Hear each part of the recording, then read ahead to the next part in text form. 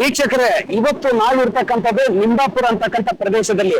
ಅಂದ್ರೆ ಪಾಪಿನಾಯ್ಕನಲ್ಲಿ ಏತ ನೀರಾವರಿ ಯೋಜನೆ ಮುಖ್ಯ ಘಟಕ ಇದೆ ಅಂದ್ರೆ ಅದು ಇಲ್ಲಿರ್ತಕ್ಕಂಥದ್ದು. ಅಂದ್ರೆ ಇದನ್ನ ಜಾಕ್ವಾರ್ ಅಂದ್ರೆ ಪಂಪ್ ಹೌಸ್ ಅಂತ ಹೇಳ್ತಾರೆ. ಇಲ್ಲಿಂದಲೇ ಇಡೀ ಒಂದು 22 ಕೆರೆಗಳ ಪೈಕಿ 18 ಆಕ್ಟಿವ್ ಇರ್ತಕ್ಕಂಥ ಕೆರೆಗಳಿಗೆ ಇಲ್ಲಿಂದಲೇ ನೀರನ್ನ ಪಂಪ್ ಮಾಡೋದ್ರ ಮೂಲಕ ಆ ಕೆರೆಗಳಿಗೆ ತುಂಬಿಸುವಂತ ಯೋಜನೆ ಆ ಘಟಕದ ಹತ್ರ ನಾವಿರ್ತಕ್ಕಂಥ. ಅಂದ್ರೆ ವೀಕ್ಷಕರೇ, ನಿಮಗೆ ಒಂದು ಕುತೂಹಲ ಇರ್ಬೋದು. ಏನ್ ಕುತೂಹಲ ಅಂತ ಹೇಳಿದ್ರೆ, ಈ ಹೊಸಪೇಟೆಯಲ್ಲಿ ಇರ್ತಕ್ಕಂಥ ಅನೇಕ ಏನು ಮಳೆಯನ್ನೇ ನಂಬಿ ಬರುತ್ತಕ್ಕಂಥ ಇಂಗಳಿಗೆಯಿಂದ ಗೋನಳ್ಳಿ ಇರ್ತಕ್ಕಂಥ 18 ಕೆರೆಗಳಿಗೆ ಯಾವ ರೀತಿಯಲ್ಲಿ ನೀರು ತುಂಬಿಸ್ತಕ್ಕಂಥ ಯೋಜನೆ ಆಯ್ತು. ಹಾಗಾದ್ರೆ ಈ ಆಪರೇಟ್ ಯಾವ ರೀತಿಯಲ್ಲಿ ಆಗ್ತಿದೆ, ಈ ಸಿಸ್ಟಮ್ ಆಪರೇಷನ್ ಹೆಂಗಿದೆ ಅಂತಕ್ಕಂಥ ಕುತೂಹಲ ನಿಮ್ಮಲ್ಲಿದ್ರೆ ಬನ್ನಿ, ನಾನು ನಿಂಬಾಪುರದಲ್ಲಿ ಇರ್ತಕ್ಕಂಥ ಎಲ್ಲಾ ಕೆರೆಗಳಿಗೆ ನೀರು ಬರುವಂತಹ ಮುಖ್ಯ ಘಟಕ ಅಂದ್ರೆ ಪಂಪ್ ಜಾಕ್ವೆಲ್ ಹತ್ರ ನಾನಿದ್ದೀನಿ.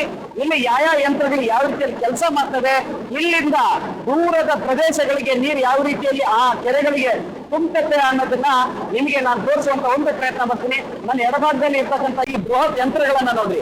ಇಲ್ಲಿರ್ತಕ್ಕಂಥ ಯಂತ್ರಗಳು ಈಗ ಕೆಲಸ ನಿರ್ವಹಿಸ್ತದೆ. ಇಲ್ಲಿ ಆಪರೇಟ್ ಮಾಡಿದ್ರೆ ದೂರದ 26, 36, 30, 40 ಕಿಲೋಮೀಟರ್ ಇರ್ತಕ್ಕಂಥ ಕೆರೆಗಳಿಗೆ ನೀರು ಸರಾಗವಾಗಿ ಹೋಗ್ತದೆ. ಅಂದ್ರೆ ಆನಂದ್ ಸಿಂಗ್ ರವರು 243 ಕೋಟಿ ರೂಪಾಯಿಗಳ ಭಾರಿ ವೆಚ್ಚದಲ್ಲಿ ಏನು ಈ ಯೋಜನೆಯನ್ನ ಜಾರಿಗೆ ತಂದ್ರು, ಸುಮ್ಮನೆ ತಂದಿರಲಿಲ್ಲ. ಅದು ನಿಜವಾಗ್ಲೂ ಈ ಭಾಗದ ಜೀವನಾಡಿ ಆಗ್ಬೇಕು ಅಂತಕ್ಕಂಥ ಯೋಚನೆ ಇದ್ರು.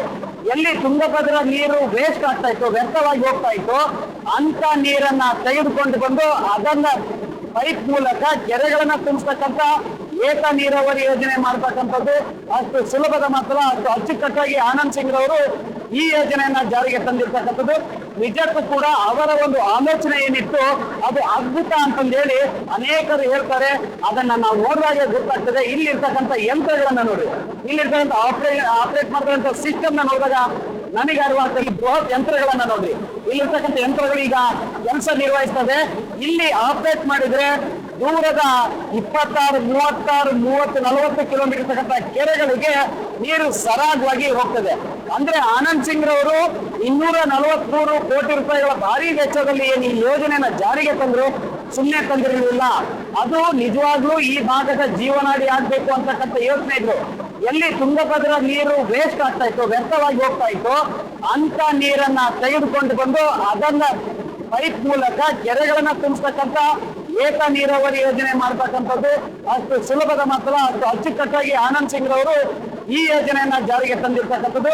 ನಿಜಕ್ಕೂ ಕೂಡ ಅವರ ಒಂದು ಆಲೋಚನೆ ಏನಿತ್ತು ಅದು ಅದ್ಭುತ ಅಂತಂದೇಳಿ ಅನೇಕರು ಹೇಳ್ತಾರೆ. ಅದನ್ನ ನಾವು ನೋಡಿದಾಗ ಗೊತ್ತಾಗ್ತದೆ. ಇಲ್ಲಿರ್ತಕ್ಕಂಥ ಯಂತ್ರಗಳನ್ನ ನೋಡಿ, ಇಲ್ಲಿರ್ತಕ್ಕಂಥ ಆಪರೇಟ್ ಮಾಡ್ತಕ್ಕಂಥ ಸಿಸ್ಟಮ್ ನ ನೋಡಿದಾಗ ನನಗೆ ಅರಿವಾಗ್ತದೆ. ನಿಜಕ್ಕೂ ಕೂಡ ಯಾವುದೇ ಕೆಲಸದ ಬಗ್ಗೆ ನಾವು ಮಾತಾಡ್ಬೇಕಾದ್ರೆ ಟೀಕೆ ಮಾಡೋದು ಬಹಳ ಸುಲಭ, ಆದ್ರೆ ಆ ಯೋಜನೆಯನ್ನ ತೆಗೆದುಕೊಂಡು ಅದನ್ನ ಅನುಷ್ಠಾನ ಮಾಡಿ ಲಕ್ಷಾಂತರ ರೈತರಿಗೆ, ಜಾನುವಾರುಗಳಿಗೆ ಏನು ಉಪಯೋಗ ಆಗ್ತದಲ್ಲ ಆ ಕೆರೆ ನೀರು, ನಿಜಕ್ಕೂ ಕೂಡ ಅದು ಏನು ಸಾರ್ಥಕ ಒಂದು ಅಂತಕ್ಕಂಥ ಮಾತಾಡ್ತು. ಜೊತೆಗೆ ಆನಂದ್ ಸಿಂಗ್ ಅವ್ರನ್ನ ಈ ಭಾಗದ ಅಂದ್ರೆ ಇಂಗಳಿಗೆಯಿಂದ ಏನು ಬೂನಳ್ಳಿವರೆಗೆ ಇರ್ತಕ್ಕಂಥ ಆ ಭಾಗದ ಜನ ರೈತರು ಯಾಕೆ ಸುಮ್ಮನೆ ಆಧುನಿಕ ಭಗೀರಥ ಅಂತಂದೇಳಿ ಹೇಳಿಲ್ಲ. ಏನ್ ಇಲ್ಲಿ ಮುಖ್ಯ ಪಂಪ್ ಹೌಸ್ ಹತ್ರ ನಾಗಿದ್ದೀವಿ, ಯಾವ ರೀತಿಯಲ್ಲಿ ಆಪರೇಟ್ ಆಗ್ತಾ ಇದೆ, ಸಿಸ್ಟಮ್ ಆಪರೇಟ್ ಆಗ್ತಿದೆ ನೀವು ನೋಡಿದ್ರಿ. ಹಾಗಾದ್ರೆ ಇಲ್ಲಿರ್ತಕ್ಕಂಥ ಈ ನೀರು ಎಲ್ಲಾ ಕೆರೆಗಳಿಗೆ ಹೇಗೆ ಹೋಗ್ತದೆ ಅನ್ನೋದನ್ನ ನಾನ್ ನಿಮಗೆ ತೋರಿಸ್ತೀನಿ. ಇಲ್ಲಿ ನೋಡಿ, ಈ ಅನೇಕ ಗ್ರಾಮಗಳಿಗೆ ಅಲ್ಲಿರ್ತಕ್ಕಂಥ ಕೆರೆಗಳಿಗೆ ಹೋಗ್ತಕ್ಕಂಥದ್ದು. ನಿಜಕ್ಕೂ ಕೂಡ ಇದು ಎಂತಹ ಪ್ರಾಜೆಕ್ಟ್, ಎಂತಹ ಯೋಜನೆ ಅಂತ ಹೇಳಿದ್ರೆ ನಮಗೆ ಅದ್ಭುತ ಅನಿಸ್ತದೆ.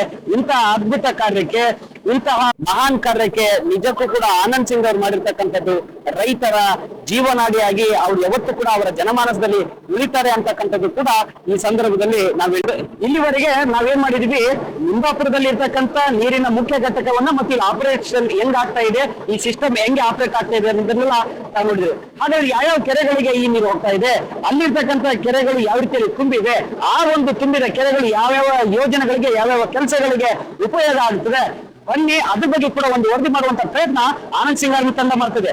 ಬನ್ನಿ ಕೆರೆಗಳತ್ತ ನಾವು ಹೋಗೋಣ.